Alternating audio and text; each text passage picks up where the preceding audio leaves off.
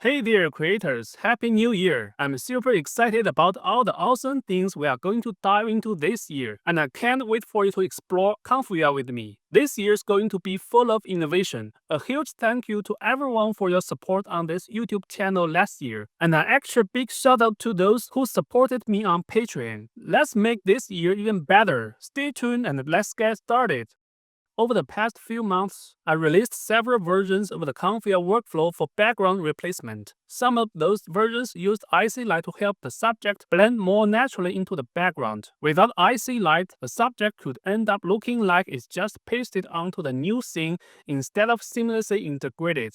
Also, these older versions relied on a Flux-based control net, which could really slow things down. Today, I'm excited to show you an updated version that takes everything to the next level. Let me walk you through how this new workflow can make your subject look absolutely stunning in the new background. This is a portrait for background replacement. First, I use this workflow to remove the background and reposition the subjects onto a new canvas that we define.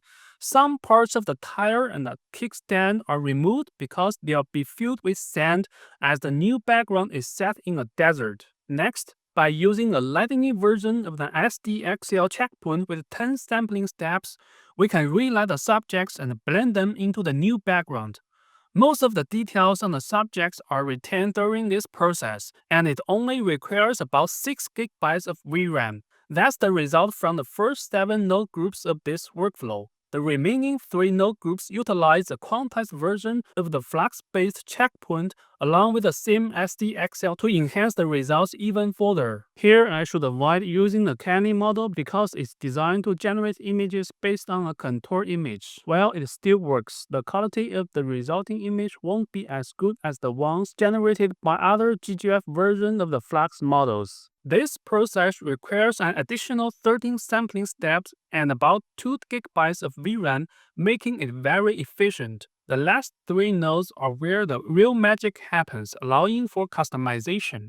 For example, I added a mask to remove the kickstand, making it look like the woman is actually driving the motorcycle. Additionally, the contact surfaces of the tires and the sand have been repainted to achieve a more natural look. A motorcycle is also a type of product, so this workflow can be used for product background replacement as well. Let's look at an example. Here's the uploaded image for background replacement. I removed the background and some parts of the cans because I want those sections to appear buried in the eyes in the new background. I repositioned the product to lie flat and then relate it using only the lightning version of the SDXL model. Finally, the last 3 groups utilize the Flux model for an even better result. Now let's see more example images.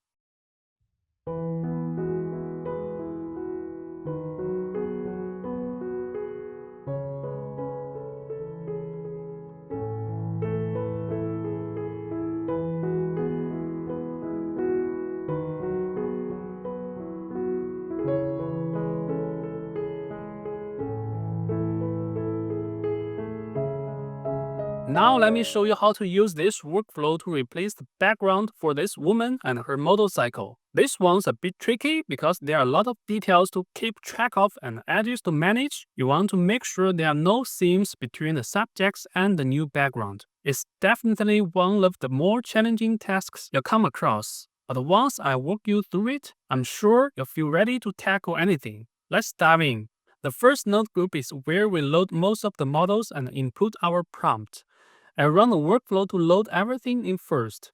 For the SDXL checkpoint, I'm using the lightning version of RealWizXL. You could try other SDXL checkpoints too. Just make sure they are compatible with ControlNet. The prompt here is super important. Be really specific about your subjects, especially their colors. In my prompt, I made sure to include details like blonde hair, black leather pants, and a white motorcycle. For the Flux-based fine-tuned checkpoint, I've chosen a GGF version of Flux Realistic. It's only 6.8 GB, but it's great for generating a solid background. If your system has more VRAM, you might want to use the FP8 or even FP16 version of other checkpoints like Pixelwave. Just make sure you are using load diffusion model node to load them. I also paired this checkpoint with 2 LoRa's. One speeds up image generation and the other sharpens the background. In the upper upper right corner, you'll see nodes for loading the SDXL ControlNet models. I picked the latest all-in-one ControlNet, and you can set the type of ControlNet using the node right below it. Next, let's move on to the second node group. I'll run the workflow first and then walk you through each step. I've loaded the image that we'll be replacing the background for. The node on the right is used to limit the size of the image so that it can be processed by the background removal node without putting too much strain on your graphics card. I've set the scale to side parameter to longest, which means the size limitation applies to the longest side of the original image. You can adjust scale to length parameter here to control the maximum length of the output image. For example, as shown in the two image size nodes below, the original size is 3600 by 2400 and the new size is 1400 by 936. Once the image size is limited, it's time to remove the background using the BackRefNet node. This node lets us switch between the latest BackRefNet model and the RMBG 2.0 model for the best results. Since we have messy here that needs to be separated from the background, I'll set the process detail option to true. If your subject doesn't have complex edges, you can set it to false to save some runtime. I've also lowered the exposure here because the new background will be at indoor setting while the original one is outdoors. To compare the result with the original image, we can use the image compare node. As you can see, most of the hair has been handled well, but we can fine-tune the details by adjusting the detail erode and the detail dilate parameters. Let's try setting detail dilate to 20 and see what happens. As expected, the details have been overly dilated. Let's adjust it to 4 and run the workflow again. If we want to perfect the edges, we can use the Preview Bridge node to refine things even further. Let's open the mask editor and start painting to polish the details. Since the edges can be tough to see, let's switch the mask layer to white. We should also lower the hardness to make the brush softer and reduce the brush thickness. First, let's clean up any stray hairs. Then we can carefully paint along the edges to refine the details. As you can tell, this task can be a bit tricky because of all the complex details, so we need to take our time.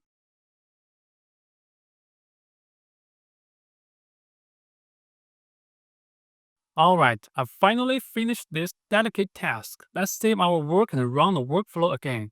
Now let's check our progress. It looks almost perfect. One thing to note, I didn't paint over the tiles because we are going to repaint them later to make the contact between the tile and the ground look more natural. Also, we can set the glow parameter to 0 for now, so we avoid expanding the mask. If we spot any issues with the edges later, we can always come back and make adjustments. Now the next group of nodes lets us position the subjects on the canvas we define. The resolution is set here, and we can even enlarge the canvas by adjusting the upscale by parameter if your GPU can handle it. Once the canvas is defined, it's used as the background image in the image blend node. Let me run the workflow to see the result after image blending. Now this image with gray background shows the position of the subjects in the final image. The gray color is defined by the color image node and the position is set by these 3 nodes with sliders. You can adjust the sliders for horizontal position, vertical position, and size. The extent to which the subjects are displayed on the black background is controlled by the layer mask input, which comes from the output of the mask girl node in the second group. Now let's move on to the next group. After we get the contour image from the last group, we can generate a new background using SDXL ControlNet. Let's run a workflow. Just a reminder, the recommended sampler for the Lightning version of RealWiz XL is DPM++ SDE. Let's check the result. The background looks good, but the subjects are filled with artifacts. Luckily, they are still usable because we can restore the details and keep some of the light and shadow effects. This will help seamlessly integrate the original subjects into the new background. Let's do that in the next group. I'll run the workflow first so I can explain everything clearly. Restoring details is easy with the Detail Transfer node. All you have to do is input the target image you want to restore into the target port. For the source port, import the image that has the details you want to restore. This will be the image with a gray background from group 3. However, we don't want to include the details from the gray background itself, so we'll need to limit the details to just the subjects using a mask. This mask will go into the mask port. You might be wondering which image to use for the target port. You could use the image from last group, but there's a small issue. Even though we use Canny ControlNet to make sure the generated subjects have the same edges as the originals, ControlNet isn't perfect. There will always be a few extra pixels outside the Canny edges that need trimming. So how do we fix this? Think of it like using a pair of scissors. The first thing we need to do is separate the subjects from the background. This is where the Big Llama Remover node comes in to remove the background. After that, we can trim the subjects and paste them back onto the background using the Image Composite Mask node. By using the subject mask, we'll trim out the extra pixels. Once we have the image with those extra pixels removed, we can use it as the target image for restoring the details. The most commonly used in the Image Detail Transfer node are Add, Overlay, and Soft Light. Each mode creates different lighting and shadow effects. You can also tweak the detail amount with the Blur Sigma parameter. However, keep in mind that this process can lose some details because we are altering the highlights and shadows while relighting the subjects. If you want a different approach to restore details, the image on the right shows an alternative method. By using the Image Composite Mask node, we can paste the original subjects directly onto the new background. This method keeps all the details intact, but it doesn't relight the subjects. Once we have both versions, we can use the Image Input Switch node to select the one we like best. Then we can adjust the image's color, brightness, and contrast with the Auto Adjust node. This lets us effectively blend the subjects into the new background while keeping most of the details intact. I know this workflow might seem complicated at first, but with just the SDXL checkpoint and a few custom nodes, we've already covered a lot of ground. So far, we've worked through 5 node groups, which is just half of the total. The remaining node groups are a bit more advanced, but they'll help us get even better results and tackle the trickiest situations. Let's keep going and explore the next group. The next group allows us to repaint the subjects, helping them blend into the background more naturally. To do this, we'll need to grow the subject mask slightly using this node. This ensures the edges blend seamlessly with the surroundings. We'll also use the Canny ControlNet here to manage the composition of the image and prepare for the next step, where we'll restore the details. While we'll still rely on ControlNet Canny to handle the subject outlines, the repainting might disrupt some of the details. Don't worry though, we'll restore those in the following group. The method to restore the details will be similar to what we did in the 5th group. So far, we've generated the background using SDXL, but we haven't fully explored the capabilities of Flux. Let's dive into that in the next group. I'll run the workflow first to show you how it works. This group uses the Flux-based checkpoint we set up in the first group to repaint the background. The Image Input Switch node lets you choose which image you want as a base for the repainting process. Image 1 comes from the result in the 5th group, while the image 2 comes from the most recent one.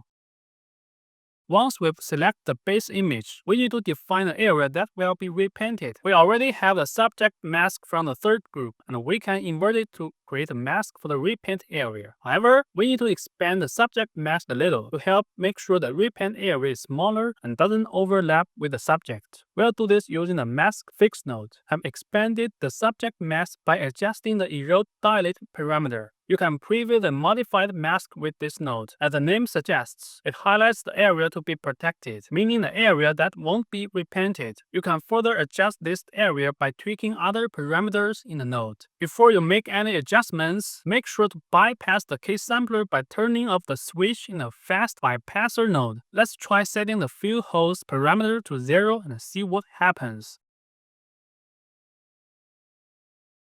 As you can see, there's a hole in the protected area. Now let's change it back to 10. you'll notice the hole disappears. I've also set the blur value quite high to make sure there's a smooth transition between the repainted and unrepainted areas. This will help the subjects blend even more seamlessly into the background. The Preview Bridge image node allows us to further refine the mask. If this node isn't receiving the mask at times, make sure to switch the Restore Mask option to Always. Let's run the workflow again to make sure this option takes effect. Now let's open the mask editor and start painting. I'll begin by painting over the outer areas of the hair to improve its appearance. Instead of painting directly on the edges, I'll start from farther away to avoid othering the edges, just in case I can't recover the original pixels later. Next, I'll paint over the bottom parts of the tails to make sure they naturally connect with the ground. I also paint over the kickstand to remove it, giving the illusion that the woman is riding the motorcycle rather than just sitting on it. Finally, I'll paint the outer areas of the canvas to ensure we don't miss anything. Alright, now that the mask is complete, let's save it. Next, we'll activate the case sampler and run the workflow again. Let's check the result. The image looks good, but I think we can enhance it further by having the buttons of the tires sink into the sand for a more natural look. To achieve this, we need to modify the earlier subject mask.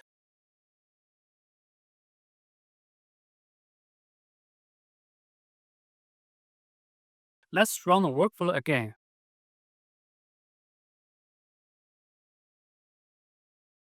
Great, you can see that the tires make contact with the sand in a much more realistic way. Next, we need to repaint the previously protected areas to help them blend more seamlessly into the new background.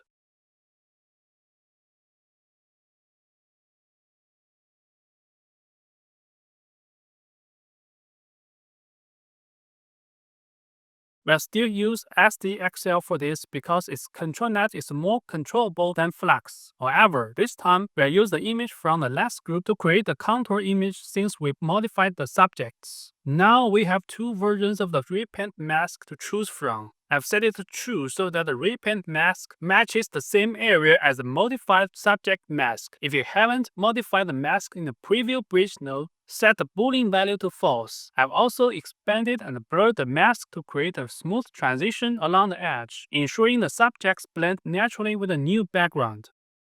Now we are at the final group. This one is similar to the fifth group. But here, we can choose which image to use as a target for restoring details. Image 3 comes from the 8th group, while image 4 is from the 9th group.